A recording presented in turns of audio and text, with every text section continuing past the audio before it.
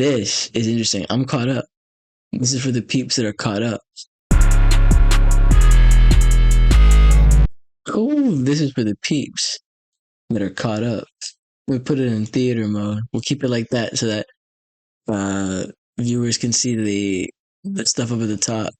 So don't gotta worry about what do we do next. Excuse me. I spent 100 hours researching the wackiest theories in One Piece, like the This is not theory that 720. this dude is actually Luffy's mother. Luffy might die at That's not a theory. That's... But here's an absurd sound. That's facts. It's me versus my media players. That's the running theme. Me versus the media player. Brrr. Brrr. Wow. Wow. Wow. Let me chill out.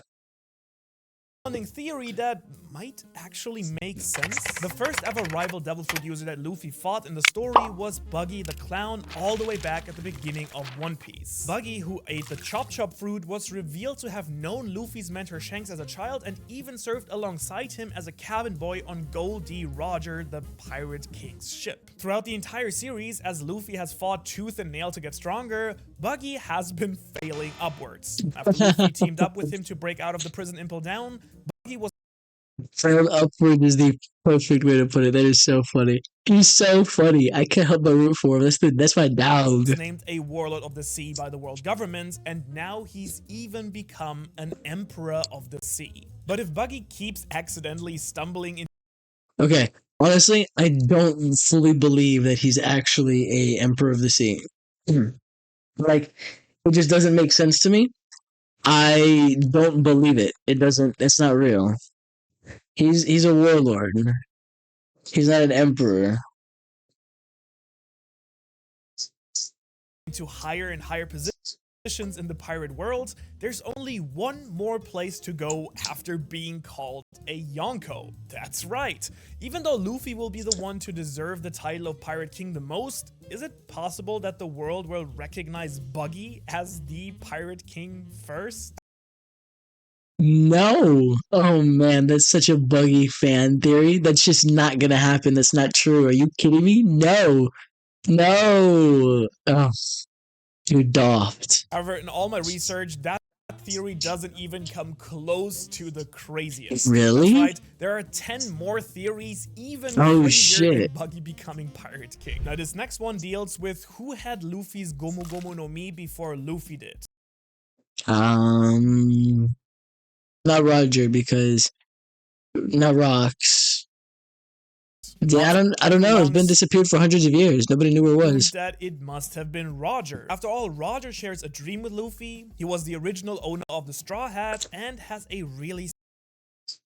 I didn't realize that was Roger. That had never been explicitly said to me. Whoa. Whoa. That's badass.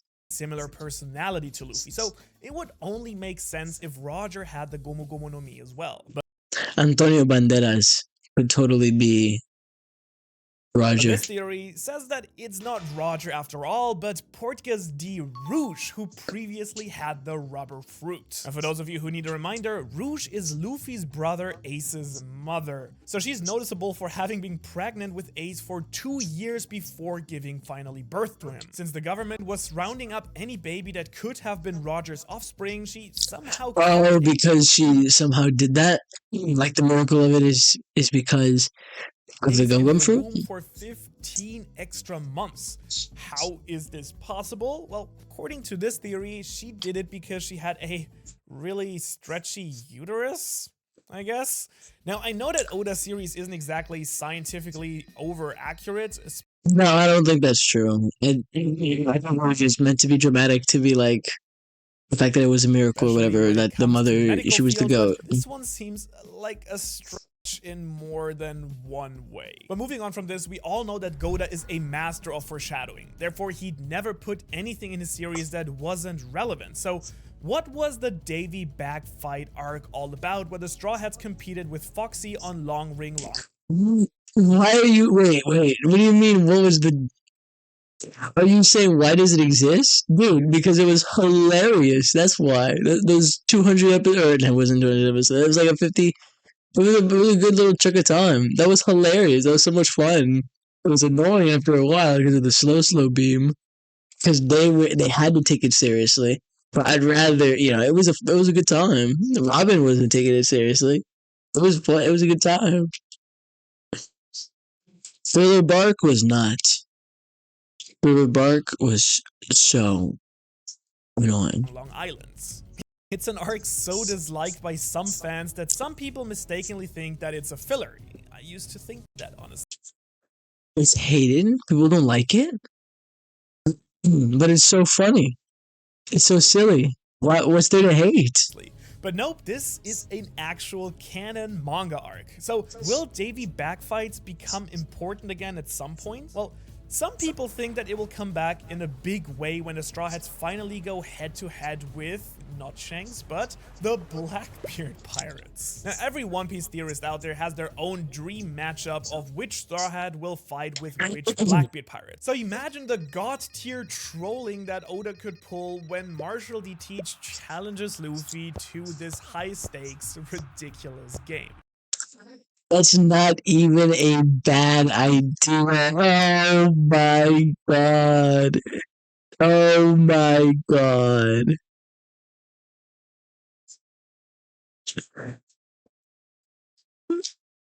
It's not gonna happen, but I can totally see it happening. Definitely more ridiculous than this next one. Cyborg Frankie, the shipwright of the Straw Hats, built the Thousand Sunny after the old ship, the Going Merry, finally had to be retired after being terribly damaged in many voyages. But before he built the ship, it was revealed that Frankie had hidden the blueprints to the ancient weapon Pluton, an all-powerful warship, for decades. He even went so far as to burn the blueprints to protect them from ever falling into the hands of the world government.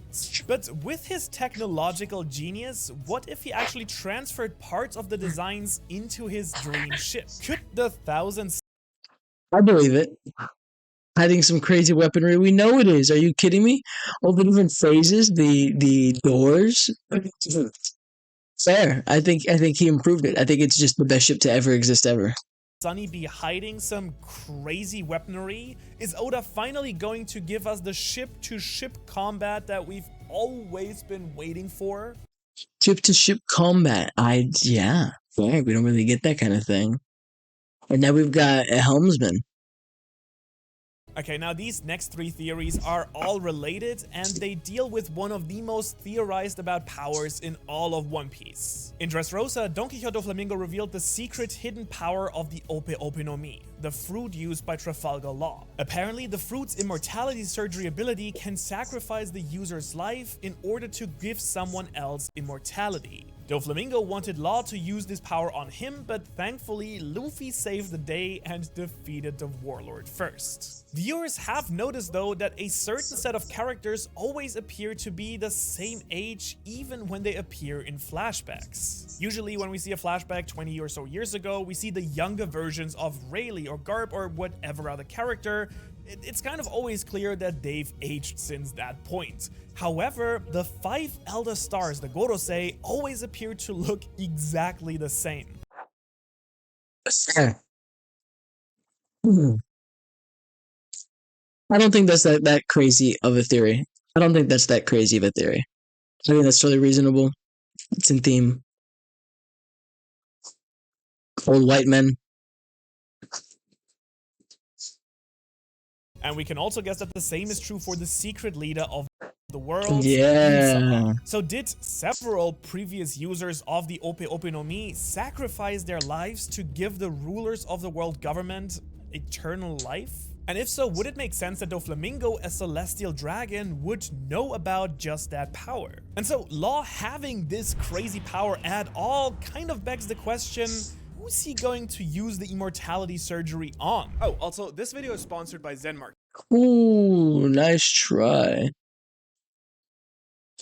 And if you sign up right now, you get your storytelling to introduce such an earth-shattering power and have it never be relevant again in the story. Well, one obvious person for him to use it on would of course be Straw Hat Luffy himself. Ever since the time skip, Law has been Luffy's greatest ally in the ongoing conflict against Doflamingo, Kaido, and Big Mom. And while technically the two are rivals for the One Piece, one could definitely imagine a scenario where Luffy's life is threatened, so Law sacrifices himself to save his ally. I mean, that would be absolutely heart-wrenching and possibly the saddest death in the entire series. After all, we've spent a lot more time with Law than we ever did with someone like Ace or Whitebeard. What do you think? After all the fake-out deaths we've had, do you think Oda would actually be bold enough to kill off a fan favorite like Law? And speaking of killing off characters, here's the most controversial one that Oda could possibly kill. At the end of the series, will Luffy die? Let's say that Law doesn't make the ultimate sacrifice to make I mean, maybe eventually like Roger did. To say it, but Luffy has some pretty bad death flags for a main character. First off, he wants to be the Pirate King, and we all know what happened to the last Pirate King. A little thing called a public execution. Maybe Luffy's death will be what sets off a brand new pirate era. Secondly though, just think of all the times that it's been hinted at that Luffy is shortening his lifespan. No, it scares me. This I don't like. Gear 2, you can't. No, I don't like that one. That makes me sad. I know where they're going with this one. Second, for the first time on Enies Lobby, CP9 hints that such a technique will be shortening the user's life overall. When he received his hormonal treatments from Ivankov, they also warned that it would take years of his life. And even super recently, during the fight against Kaido, after using Gear 5 for a while, this is not spoilers. Transform into an elderly man temporarily. So, just how much lifespan does Luffy really have left that he can shorten? And we've made it finally back to Crocomom, the crazy theory that we hinted at the beginning of this. This is just true. This is not a theory. This is true. Crocomom, this is true.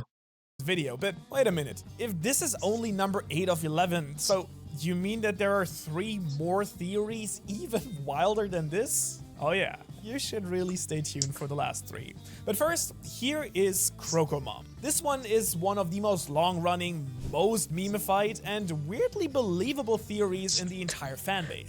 It is incredibly believable. When Luffy helped Crocodile and Co. break out of Impel Down, Emporio Ivankov convinced this former warlord to be on his best behavior by holding some deep, dark secret over him. And given that the person who knows Crocodile's secret is Ivankov, who can notably change people's genders with their hormonal powers, well, it's heavily speculated that Crocodile was actually born a woman and asked Ivankov to be turned into a man. But this fan theory takes this speculation even one step further. It kind of suggests that not only was Crocodile a woman, she's actually Luffy's mother. After all, Oda has stated that Luffy's mom is a character that he's drawn repeatedly before, so really this guess is as good as any other we have.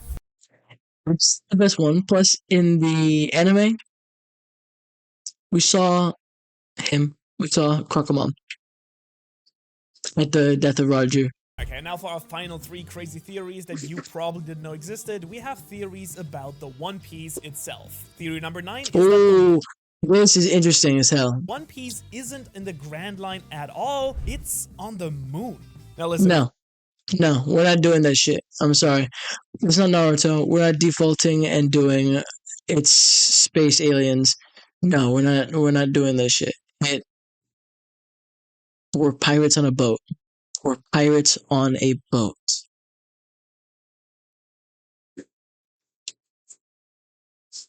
So that theory is wrong. First time that you hear this, I promise that this makes more sense than you think. If you're an anime-only watcher, you might not realize just how important the moon is actually to the story of One Piece. Because in the manga itself, Oda often uses cover pages of chapters to tell side stories about what other characters are up to all around the world. And so after Skypiea, we got to see NL fulfill his dream of traveling to the fairy world, aka the moon. And what was, and honestly still is shocking, was that the moon was actually inhabited. Enel ran into alien space pirates and an army of automatons. He even found the ruins of an ancient civilization that would appear to depict the winged races of the Sky Islands, together with images of what looks like to be the ancient weapons. So if the moon is connected to some mysterious ancient civilization, could it be possible that the greatest treasure, the One Piece, is there as well? I take back everything I just said. I take back everything I just said. Or maybe the One Piece is something else. Maybe it's nothing.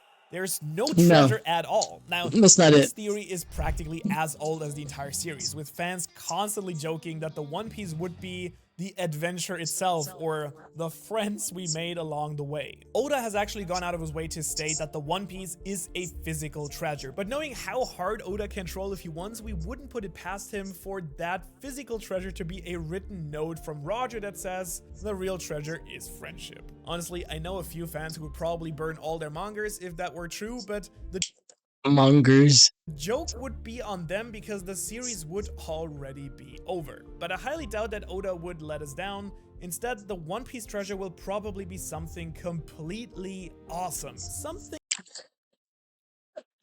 I love that. I love that. I love that. like the One Piece is Luffy destroying the Red Line, the massive continent that circles the globe and separates the planet into 4 distinct oceans. Oh wait, why would destroying the Red Line be a treasure? Well, this would very literally make the world into one piece by uniting all 4 oceans into one.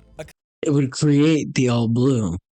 Couple of big hints for this theory are that Joaq, the capital of the world government, is located on top of the Red Line. If Luffy So it's even more so like physically, like destroying bourgeois. ends up going to war against the world government and takes the fight to them, well, destroying Pangaea Castle Of course, we're taking the fight to them. Are you kidding me? might result in Where destroying else are we gonna fight? On the ocean? On my boat? I'm just gonna drive my boat to your place. We're fucking shit up. the Red Line itself. In addition, when the crew was on Fishman Island, the fortune teller Madame Charlie prophesied that Luffy would destroy Fishman Islands. And since Fishman Island just happens to be located beneath the Red Line, directly beneath Joaq, that would make sense. We also have hints such as the whale Laboon, the first character we met in the Grand Line, repeatedly bashing his head against the Red Line, trying to destroy it. Interesting. So bringing down the Red Line would mean uniting the world and bringing the people together into one That's fire. people, one piece. Now these were really just 11 of the wildest theories that I found after doing tons and tons. I love that. Oh, that's so sick. That is so sick. That is so sick. Okay.